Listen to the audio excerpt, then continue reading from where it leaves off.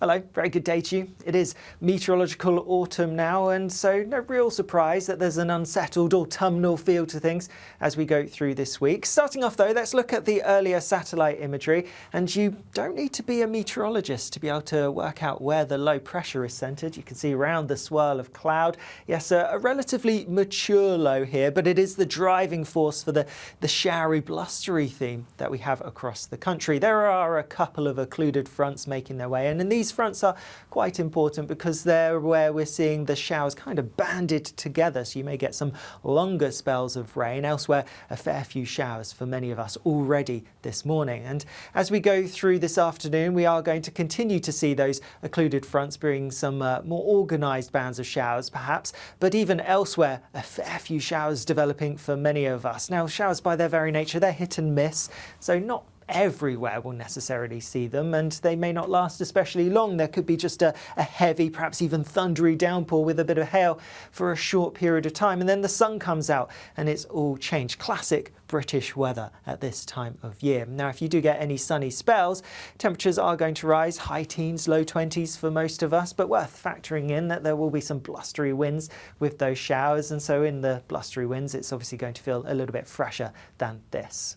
Now, the showers will continue for a fair few of us for a little while as we go into the evening, but actually then they'll start to fizzle out, and lots of places turning largely dry with some clear skies. Not everywhere though. Northwestern parts, western Scotland, here the showers will stay pretty frequent, could still be thundery, could still be heavy across some parts here, and a few showers across some western and perhaps southern coastal parts as well. But away from these zones, some dry, clear weather, and with that then I'm expecting temperatures to be a little bit lower than last night. Not particularly remarkable. Towns and cities generally holding up in double digits, but more rural spots could quite easily fall into single figures.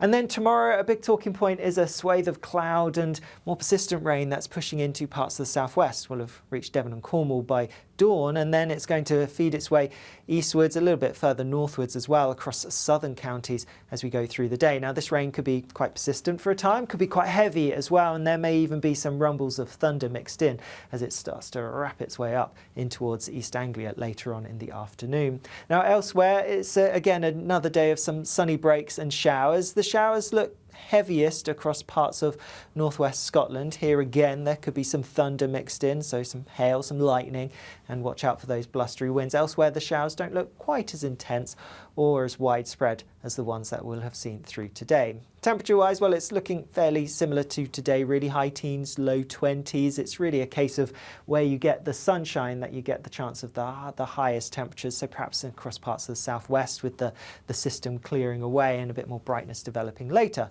That's where we have a greatest chance of getting to highs of around 21 or 22 Celsius. Then there's more unsettled weather to come as we go through the rest of this week. Watch out for Wednesday because we do have a system coming across, and that's going to bring some pretty wet and pretty windy weather. We'll probably need to issue some warnings for that, especially across parts of the south-southeast, coastal gales, that kind of thing. Then Thursday's looking like a showery day at the moment, so more hit and miss rain coming and going. And then by Friday and into the weekend, a bit of a northwest-southeast split. So across northwestern parts, it's looking fairly wet. In the southeast, it's actually looking largely dry for many places. Actually, Friday's going to be the driest day of the week. But if you want more information about what to expect through the week as a whole, well, check out our week ahead forecast, which Alex Burkill will be bringing to you later. Bye-bye.